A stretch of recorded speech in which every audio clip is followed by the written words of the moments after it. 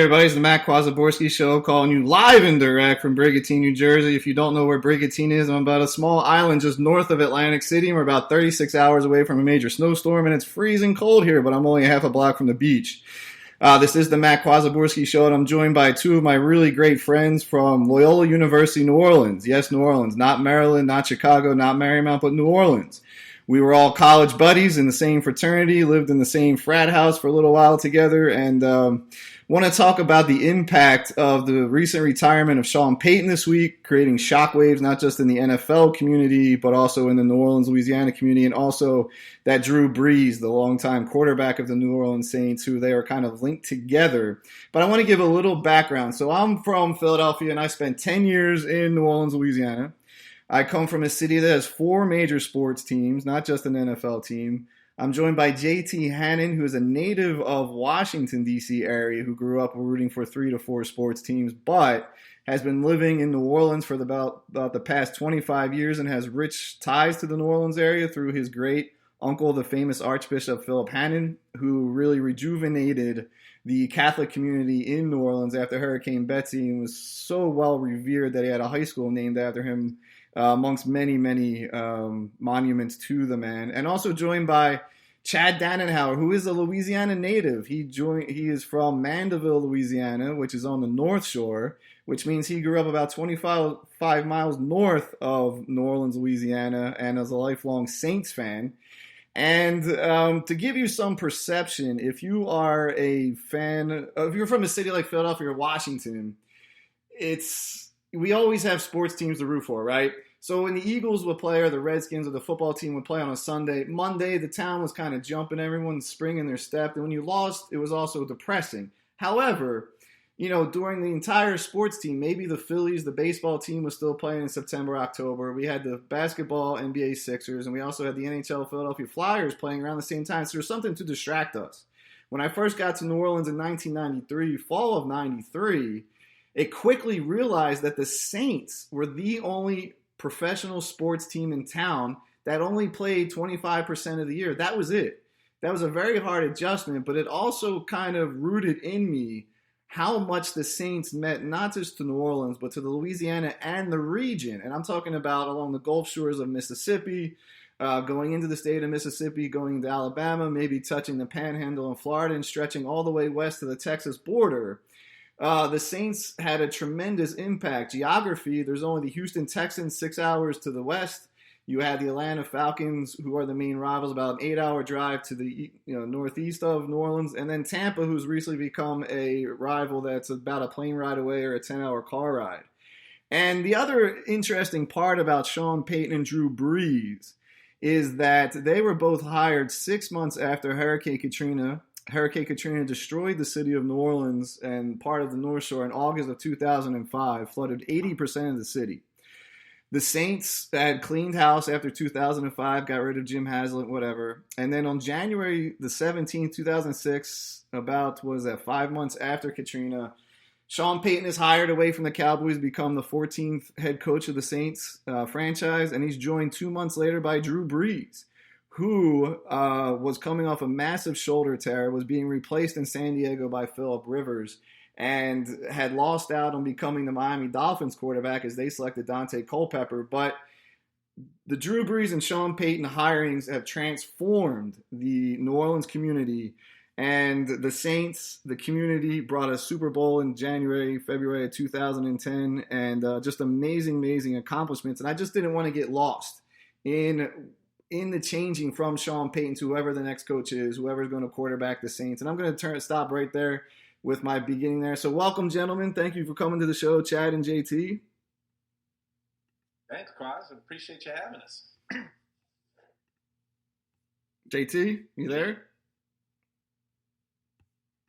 JT, you're on mute, buddy. All right, so JT is muted right now on his phone. So Chad, hey JT, we got you? Yes, sir. All right, awesome. Just hopefully you heard the introduction there. So I want to turn it over to you, Chad. As a lifelong Saints fan, growing up in Louisiana, what was the Sean Payton, Drew Brees era like for a Saints fan? Yeah, it's interesting, kind of in the aftermath around here, and you're hearing the national media talk about it so far. They hit the high points and a bunch of kind of what you talked about in the beginning of. Everybody knows they came right after Katrina, and there's this sentiment that they came in and saved the city, and truly, in many respects, they altered the entire perception of the city and the team. But it's funny because they didn't come in as blockbusters, right? They didn't choose to come in and save the city. Neither one of them was. Sean was trying to move up in the world. He was not a head coach before here. Right. He was trying to move up in the world, and he didn't want to come here. He wanted to go to Green Bay, and Green Bay didn't hire him. And we were not his first choice. Nobody wanted Drew. Everybody thought Drew's shoulder was shot. And both of them kind of came in as taking over the Saints franchise that it wasn't their first choice. Mm-hmm. And in amongst all of that, besides dealing with Katrina, and I think you did nail that pretty well, that we have a special connection with the Saints because they are the only relationship with a sports team that we have in the city. And there was all this talk about the Bensons, the owners of the team, having deep ties to San Antonio. Right. And you were a small market anyway, and there was just all these financial benefits to move to San Antonio. So on top of losing our entire team, losing our coach, losing our quarterback, and losing the dome, there was a lot of chatter about them moving away from the city altogether, which would have destroyed just the atmosphere here. And then Benson brings them back. Peyton commits. Drew comes in and commits, and it completely altered the sports landscape for this city until today. When did you first start noticing a change within, I would say, the culture or approach of the Saints on the field? Do you remember sort of that first moment? The first live experience I had with this generation, what I call the Payton Brees generation, was at LSU Stadium. We weren't back into the dome yet, so our home games were sometimes at Tiger Stadium in Baton Rouge, and I was fortunate enough to go to one. It was kind of neat because we don't get outdoor games here, and we were still in that. We had generations of losers. We had. We had one playoff win, maybe. Right. What was it? It was a handful of playoff wins right before this, and I remember sitting next to Lee Peer, a good friend of ours from college, in the stadium, and watching Drew in that game. And both of us were hopeful, but also, we've seen so much bad football here that we were hopeful, but it was just sort of like, man, I hope this works out. But you never know. And it worked out. Yep, it did. Definitely did. JT, give us some of being sort of an outsider to New Orleans, growing up in Washington, rooting for the then Redskins, now football team. But you also adopted the Saints. Tell us some of your initial impressions of Sean Payton and Drew Brees, or when you knew that this team was going to be special. Well, they were, I was used to Super Bowl caliber football. They just celebrated the 30th anniversary of the 1991 Super Bowl, which is arguably one of the most dominant teams of all time for the Redskins. And coming to New Orleans, they were horrible. The Saints were terrible. 1990. 95, 96. JT, you there? All right, JT, your connection. 95. So, basically until Katrina, I'll try that again. But this team was really bad. That's the best way I can put it. Yeah. And that Katrina year was miserable. JT, they were kind of nomadic franchise when they signed Mickey Loomis and the general manager. Loomis then brought in general manager of the team. He brought in Payton and Brees. My sense that it was going to be a different culture was you heard or read about the training camp that year, which was in Jackson, Mississippi at Millsaps. Yes. And they did 2-a-days in like 103-degree heat for 30 days, and which is unheard of for an NFL team. But Peyton was adopting like a Bill Parcells mentality of like, hey, we want these guys to either be all in or not here. You know, so that was, changing the culture of the entire franchise, which is, this more-bound loser franchise into a molded group of committed players all on the same page, I think was the most important thing to do. And then I think they played their first 2 games were away because the dome was still being repaired from Katrina. Right. I think it was Cleveland and Green Bay, if memory serves.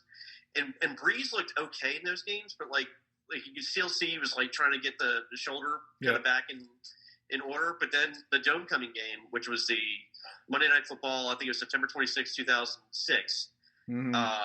They destroyed the Falcons. Like I think it was like 24-0, but it was much bigger in real life than that. And that was a famous Gleason punt block. And I've never been to a sporting event louder than that one. And you could, because it was like a collective, I think, sigh of relief that the team was in the Superdome. Yeah. We'll have a city again. Yeah. And then 2, hey, these guys might be really good. Yeah. Yeah. Yeah, I remember watching that. I just moved to Washington D.C. And watching that game on TV, and I swear to God, the TV was shaking.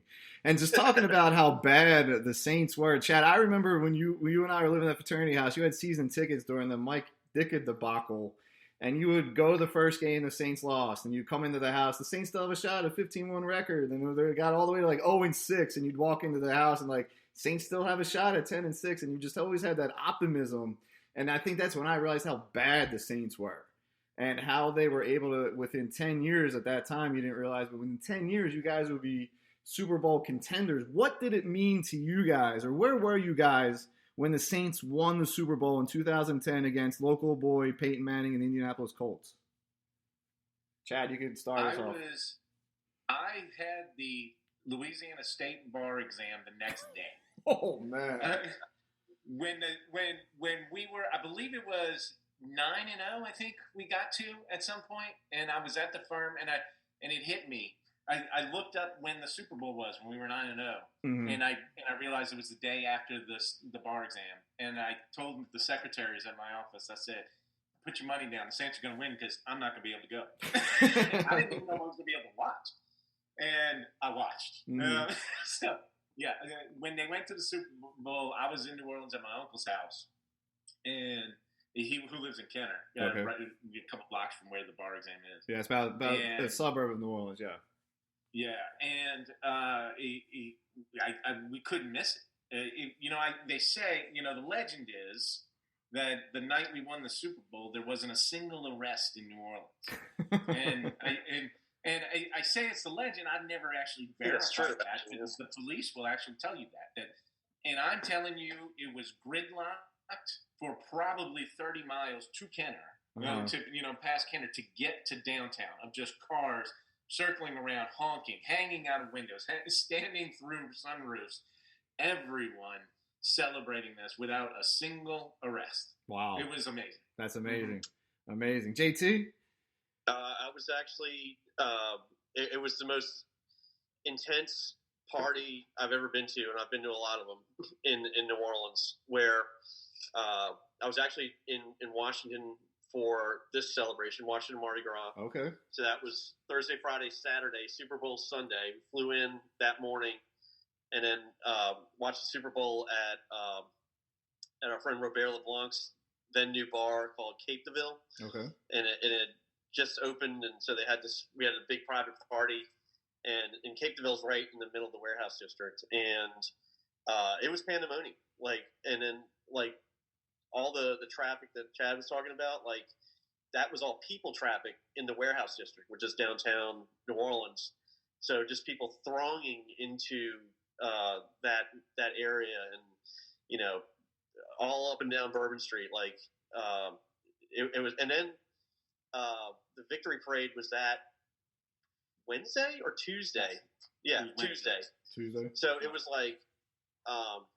and then Mardi Gras, like the big parades were that Thursday, Friday, Saturday, Sunday, Monday, Tuesday. That's right. So it was That's crazy. 11 days of just sheer pandemonium. And I think Sean Payton and the rest of those guys squeezed every ounce of energy out of that they could. It was like a nonstop party for about 12 days. Yeah. And they popped up at like a Veteran Ezra concert with the trophy and Orpheus Ball. They had a big presentation, and it was a time unlike any other in New Orleans history, I think.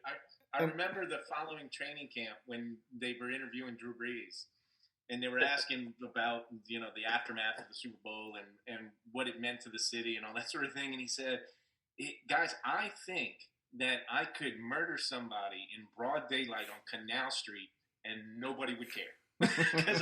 Because he won us a Super Bowl. And I thought, it's kind of a morbid way to say it, but in some ways he's kind of right. Yeah, absolutely. Absolutely. I think one thing here, and I want to try, because with the Zoom we have about 40 minutes, which we may only have about 10, 11 minutes left. I want to go back to the audience and just really realize that Katrina had devastated the city. 80% of the city was flooded. Businesses were lost. So, over 1,000 people were dead. Just 6 months before these guys came to 6 to 8 months before these guys came to town. The Saints did not have a winning history, as we talked about before, JT, Chad, and I. And within 4 years, and JT, you hit it pretty good about what this partied for 11 days, and it was almost like New Orleans was rebuilt again. Like New Orleans is back, it's rebuilt, it's resuscitated. So within the communities, outside of what they did on the football field, do you guys ever interact with Drew, Sean, or any of the Saints? How are they active in the communities? That to me was the biggest culture change. Like a friend of mine put it, like he said, it's like a high school team, but not pejoratively, but like that they're hanging out at the corner bar. They're like you would see Zach Streif and Jari Evans and Roman Harper and those guys. Just they were hanging out. Like they were part of the neighborhood. And one of the projects we worked on in terms of kind of the rebirth you were talking about, the other thing that happened that week, Super Bowl week, was Mitch Landrieu was elected mayor. And so the Nagin years were definitely the second term was really dysfunctional government, and it was very hard to get major projects off the ground. And so not only with the Saints winning, with Payton, with Brees, you also had like a new, fresh, leader that appeared to be competent and turned out to be very competent in the mayor's office. So there was just like a really formidable sense of renewal. But the Super Bowl engendered just like a windfall of cash. Like a lot of people were spending money and making a lot of money, and so the players donated a lot of those funds to projects like Columbia Park. Like Mike Carney, Heath Evans, the fullback. Donated a playground to Columbia Park, which was a mixed income development that I worked on for a long time. And then Brees started the foundation. Sean Payton started the foundation, and they're still giving away millions today, which is, I think, a testament to their kind of stick-to-itiveness with New Orleans and its rebuild. Yeah, it's excellent.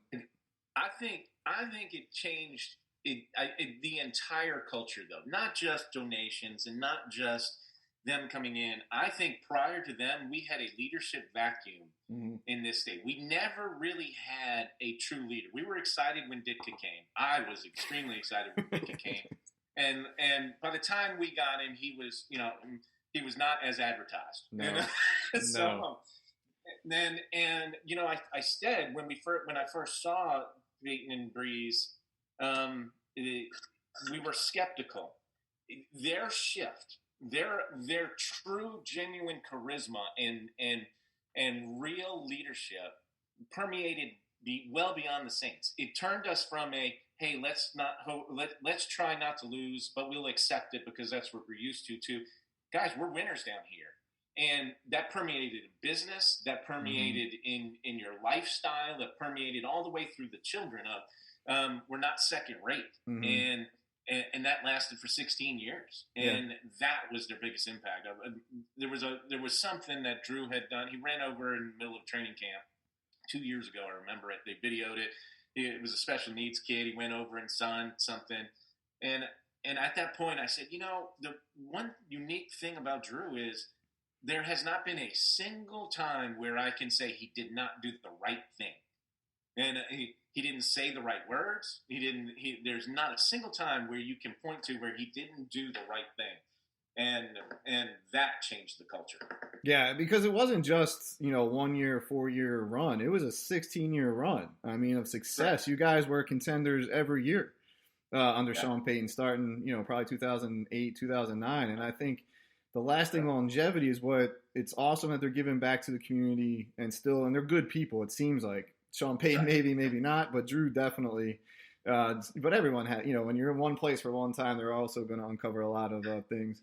What was and have you guys ever interacted with any of those guys, like during a charity, not just at the corner bar, but like at a charity event that you can remember? Or I have. Okay.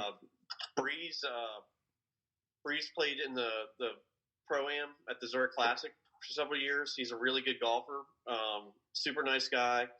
But when Mr. Benson died, he was a family friend, the former owner of the owner of the Saints. His widow, Gail Benson, is now the owner of the Saints. But at his funeral, me and Sean Payton had like a long conversation about like the Benson legacy, like the different things. Like for instance, when the Super Bowl was in New Orleans in 2011, or was it 2013? I forget which, but that was Philip's birthday. He was born the week of the Super Bowl. Philip's your son. And I went to yes, I'm sorry. And so I went to the NFL owners party as a guest of the Bensons, and it was like super loud, and trombone shorty was playing, and it's big to do. And I told Mr. and Mrs. Gail Benson that we had a new son, and we named him Philip in honor of my great uncle, the former Archbishop. Mm-hmm. And the Monday after the Super Bowl that they had basically hosted, this big package showed up at our house, and it was all Saints baby clothes. Oh, wow. Like banners and stuff like that. That's cool. And I was telling Sean about that story, and he was like, that's just the type of people they are. Wow. They've done a million countless acts of kindness like that, and I'm very privileged to work for them. And so, because, I think earlier Sean Payton was kind of arrogant and little insufferable, but he's become just a really integral part of the community because he has interactions like that with the fans and regular guys. And, I got a little sad the other day because like he was such a, like kind of like a part of the furniture almost, you don't, I don't think we realized how lucky we had it in New Orleans for 16 years, until now, which is, it's going to be a new chapter in the team's history. Yeah. Chad, what were you doing when he announced that he was stepping away on Wednesday? Tuesday. I was actually traveling. I didn't find out until later. My phone started blowing up. Well, I had my phone off because I was in a hearing. So I got in the car, turned my phone on, and my phone starts blowing up with texts and news alerts and everything else that could be associated with it. But before I get there, I want to piggyback on this.